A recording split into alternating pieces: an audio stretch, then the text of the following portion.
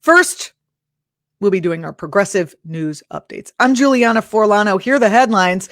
In yet another attempt to evade responsibility for the nation's disastrous coronavirus response, by the way, the U.S. death toll approaching 200,000, possibly, I believe, since we wrote this story, passing 200,000. You'll have to check into it.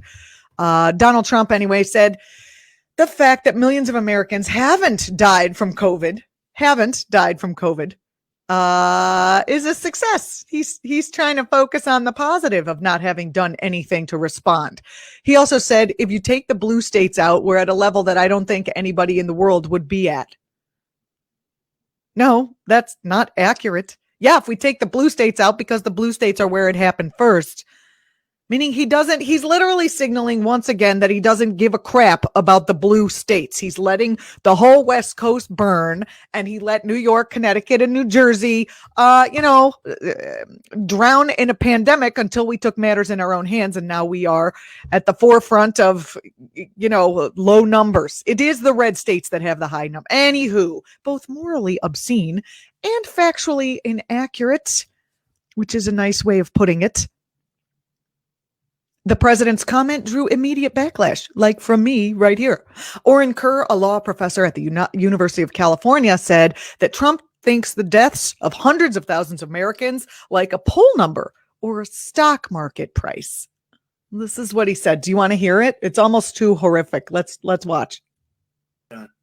This was our prediction that if we do a really good job, we'll be at about 100,000 to 240,000 deaths. Oh, he bumped up the number. Substantially. That would be if we did the good job. Wait a minute. He bumped up the number. Didn't it used to be 100,000 deaths? If we can keep it under 100,000, that was a plus.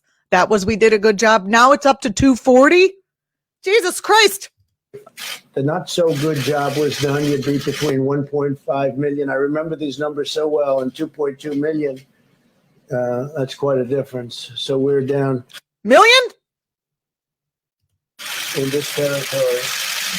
And do you hear those cameras going off? They're like, let's quickly get a shot of this real fast, of this BS. All right. I can't watch another second of this, even though we didn't even get to his quote, because we have other things we need to talk about. Immigrants' rights advocates Wednesday helped a woman detained in an immigration and customs enforcement facility, good old ICE house, temporarily avoid deportation, potentially paving the way for her to corroborate evidence that she and other women at an ICE detention center received unwanted hysterectomies while in custody. We reported on this yesterday. How mad can you get? I mean, really. Pauline Burnham is originally from Cameroon, and she has lived in the United States since she was 2 years old. She has, excuse me here. I lost my image. I lost my news story. Let me make sure I've got it right here. I don't want to give you facts that are inaccurate, but here we go. Just a second here. Sorry about that brief pause. All right, here we are. Okay. She has been detained in Irwin County Detention Center in Georgia, no less. Other places where eugenics was practiced in the past, same place. Anyway, she's been detained there for 3 years. And last fall, she went to a gynecologist and ended up having a procedure that removes one or both of her fallopian tubes without her consent.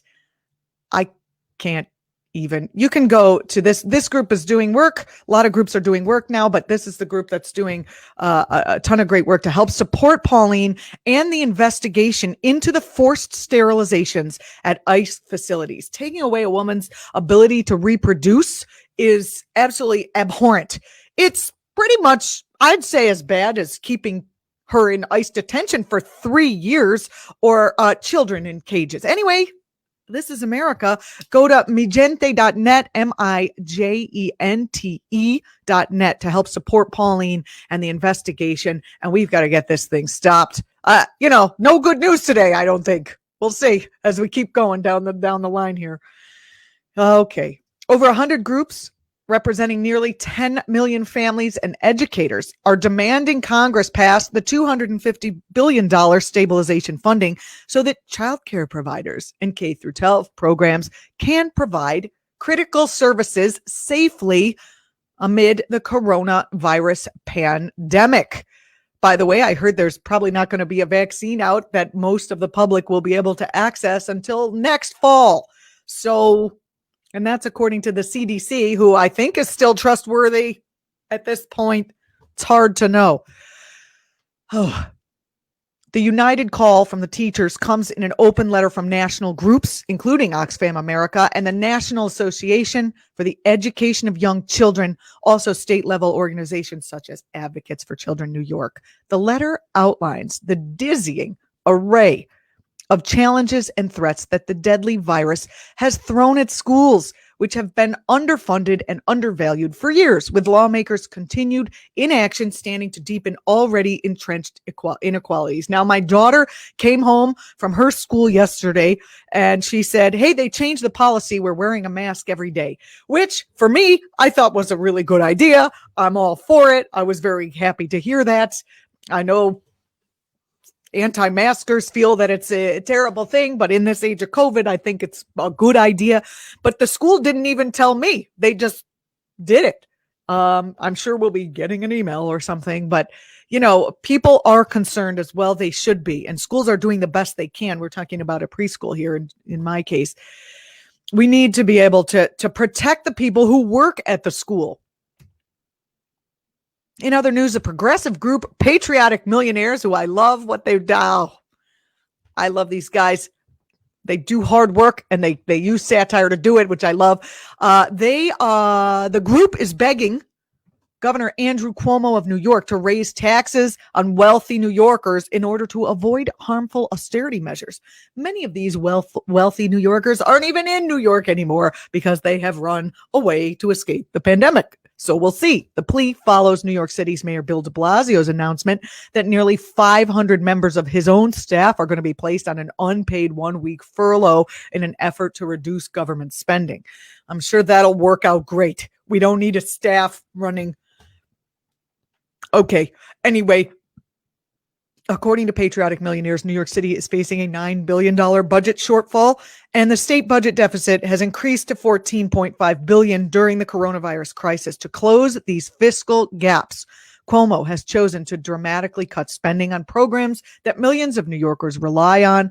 But tax fairness advocates point out that Cuomo could raise revenue on these wealthy New Yorkers. Tax the rich, people. Many of whom have seen their net worths increase during the pandemic. You can go to patrioticmillionaires.org to join the call to tax the rich, both in New York and all over the U.S. In Brooklyn, somebody is spray painting "Eat the Rich" and "The Rich Ruined New York" all over, like wherever they can put it, on lamps and the sides of public buildings and stuff like that. Well, I don't know, sidewalks, etc. It's interesting. We're living in interesting times here, people. On September 25th, 2020, thousands of climate strikes, by the way, get ready, will be taking place across the globe to demand urgent action to tackle the climate crisis. Actions are going to be both online and in the streets, where COVID-19 regulations allow 6 feet away, wear the mask. According to Friday for Future, the movement inspired by Swedish climate activist Greta Thunberg, it is vital that the climate crisis doesn't get forgotten in the shadow of the coronavirus, but is regarded as ultimately, an ultimate priority.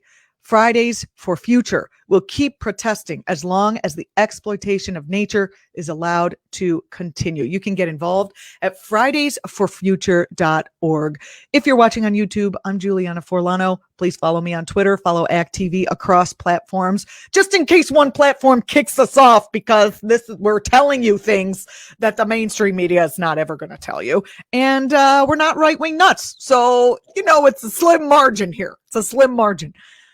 Like our video and share it with your friends, please.